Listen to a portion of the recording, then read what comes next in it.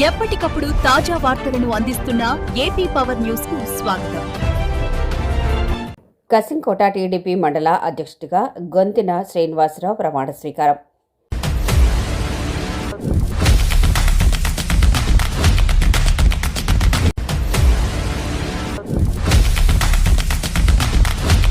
పారిశ్రామికంగా రాష్ట్రాన్ని గ్లోబల్ మ్యాప్లో నిలుపుతాం మంత్రి కొల్లు రవీంద్ర. అనకాపల్లి జిల్లా కసింకోట టీడీపీ మండల పార్టీ నూతన అధ్యక్షుడిగా గొంతిన శ్రీనివాసరావు సోమవారం ప్రమాణ స్వీకారం చేశారు. ఈ కార్యక్రమానికి రాష్ట్ర మంత్రి మరియు అనకాపల్లి జిల్లా ఇన్ఛార్జ్ మంత్రి కొల్లు రవీంద్ర ముఖ్య అతిథిగా హాజరయ్యారు.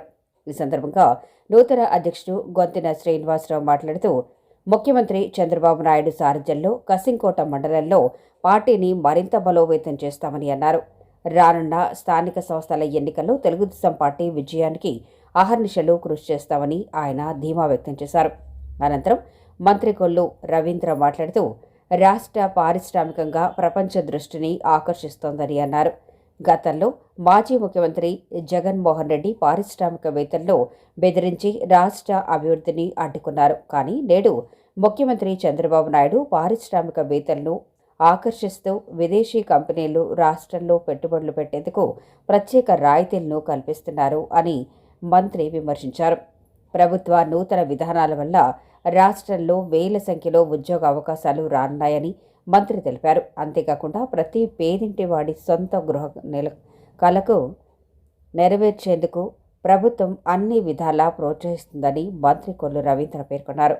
ఈ కార్యక్రమంలో అనకాపల్లి నియోజకవర్గ ఇన్ఛార్జ్ పీలా గోవిందు, సత్యనారాయణ, దాడి రత్నాకర్, కోటిని బాలాజీ, మల్లా సురేంద్ర మరియు తెలుగుదేశం పార్టీ నాయకులు, కార్యకర్తలు భారీ సంఖ్యలో పాల్గొన్నారు.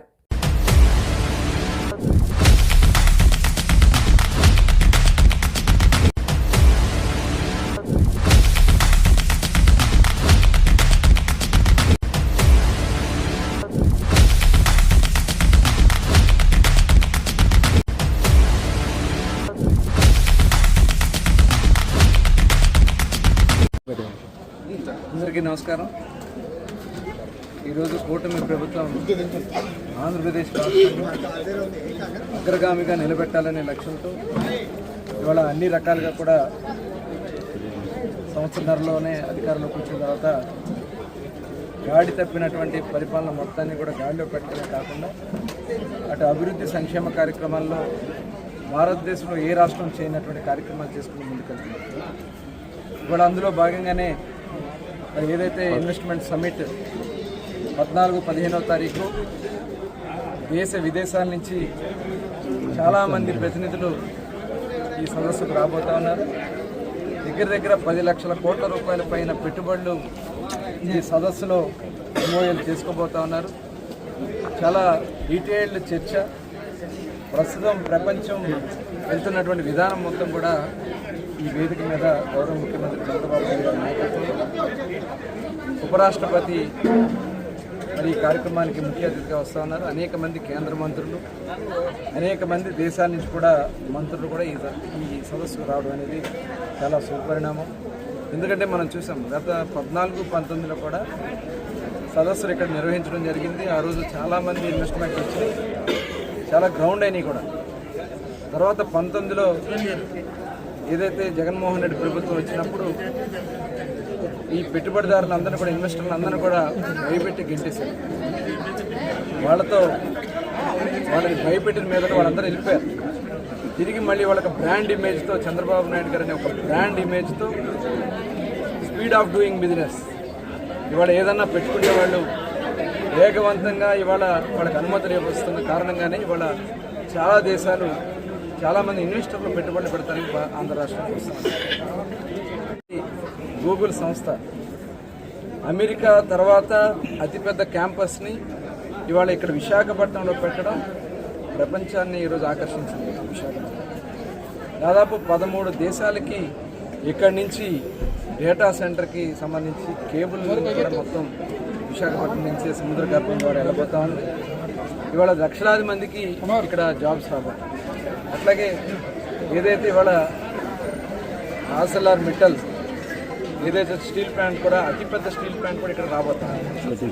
అలాగే భారతదేశంలో ఆంధ్ర రాష్ట్రంలో ఒక ప్రత్యేకంగా, ఎందుకంటే ఇటు ఉత్తరాంధ్ర అంతా కూడా ఈ రకంగా డెవలప్ చేసుకుంటూ, అలాగే రాయలసీమ ఏరియాలో కూడా ఎలక్ట్రానిక్స్లో ముందుకు తీసుకెళ్ళడానికి డ్రోన్స్ కానీ, అక్కడ సెమీ కండక్టర్ సంబంధించి కానీ ఇలాంటి అనేకమైనటువంటి సంస్థలు అక్కడ రావడానికి రాయలసీమ ఏరియాలో మరి రాబోతున్నాయి. కర్నూలు పరిసర ప్రాంతాలన్నింటిలో కూడా, అట్లాగే సీపోర్ట్స్ కానీ ఎయిర్పోర్ట్స్ కానీ రాబోతున్నాయి.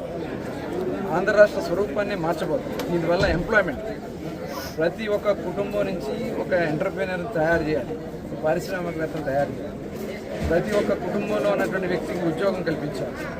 20 లక్షల ఉద్యోగాలు కల్పనలో భాగంగానే ఇవాళ ఈ ప్రభుత్వం పనిచేస్తూ ఉంది. మరి నిన్న మొత్తం పారిశ్రామిక వాళ్ళన్నీ కూడా ప్రారంభించుకున్నాం. ఎంఎస్ఎంఈ ఎక్కడైతే లేవో అవన్నీ కూడా చేయడానికి వస్తున్నాం. అట్లాగే ఈరోజు హౌసింగ్ కూడా ప్రత్యేక దృష్టి పెట్టి గత 5 సంవత్సరాలు పేదవాడి సొంత కళ మరి దాదాపు శూన్యం అయిపోయినటువంటి పరిస్థితి నుంచి ఈరోజు మళ్ళీ 3 లక్షల ఇళ్ళు ఈరోజు ప్రారంభించుకోవడం జరిగింది. 3 లక్షల ఇళ్ళు కూడా ఈరోజు గృహప్రవేశాలు చేసుకుంటారు.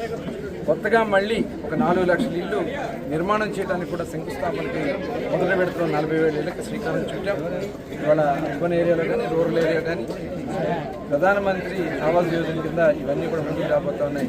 గౌరవ ముఖ్యమంత్రి గారు మరొకసారి ప్రత్యేకంగా ధన్యవాదాలు తెలియజేస్తూ వాళ్ళ పార్టీని కూడా బలోపేతం చేసుకునే విధంగా వాళ్ళ కమిటీలు వేసుకున్నాం. గతంలో మండల కమిటీలు, గ్రామ కమిటీలు, నియోజకవర్గ కమిటీలు, జిల్లా కమిటీలు, రాష్ట్ర కమిటీలు, కానీ ఇవాళ బూత్ లెవెల్ నుంచి కూడా కమిటీలు ఏర్పాటు చేసుకుని పార్టీని ఒక నిర్మాణాత్మకంగా ముందుకు తీసుకెళ్తున్నాం. పేదల సంక్షేమమే ప్రభుత్వ లక్ష్యంగా ముందుకెళ్తున్నాం. దానికోసం కమిటీల ప్రమాణ స్వీకార కార్యక్రమం చాలా ఉత్సాహంగా ఈరోజు కసింకోటలో చాలా పార్టీ పండుగలాగా, ముసుగు పండుగలాగా ఇవ్వడం జరిగింది. ఒకసారి కార్యకర్తలకి, నాయకులకి ధన్యవాదాలు తెలియజేస్తాను. ఈరోజు నా జీవితంలోని మర్చిపోని రోజు. కారణం ఏంటంటే 1990లో నేను ఎన్టీ రామారావు గారు ముఖ్యమంత్రిగా ఉండగా తెలుగుదేశం పార్టీలోకి రావడం జరిగింది.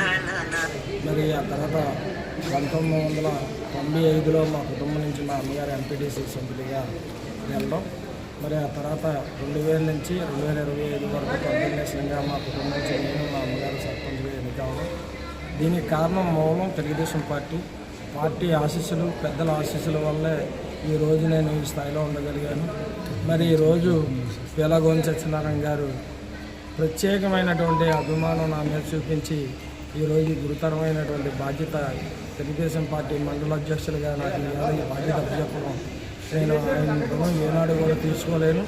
మరి అలాగే గంటా శ్రీనివాసరావు గారు కూడా నన్ను ఎంతో ప్రోత్సహించి, తమ్ముడు ముందున్నాడు, మేము అందరూ ఉన్నాం అనేసి పేలగోంది గారితో కూడా చెప్పి, మరి ఇవాళ నాకు ఈ తెలుగుదేశం పార్టీ మండల అధ్యక్షుడిగా ఇవాళ నాకు ఈ ప్రమాణ స్వీకారం కార్యక్రమం చేసుకోవాలంటే ఇద్దరు ఆశీస్సులు నాకు నిండుగా ఉన్నాయి.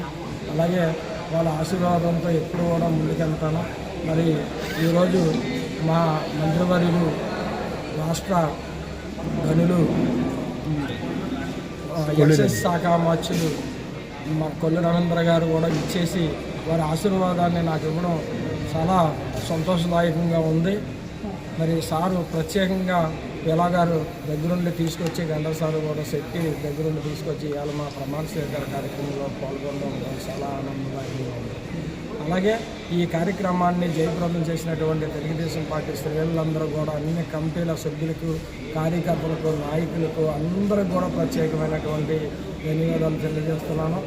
మరి నేను ఎప్పుడూ ఊహించినటువంటిది కార్యక్రమాన్ని ఈరోజు గ్రామం నుంచి కూడా తెలుగుదేశం క్యాడర్ అంతా కూడా తరలి వచ్చి వాళ్ళ ఆశీస్సులు నాకు అందజేసినందుకు ప్రతి ఒక్కరికి పేరున కూడా శిరస్సు వంచి వారందరూ కూడా ధన్యవాదాలు తెలియజేసుకుంటున్నాను.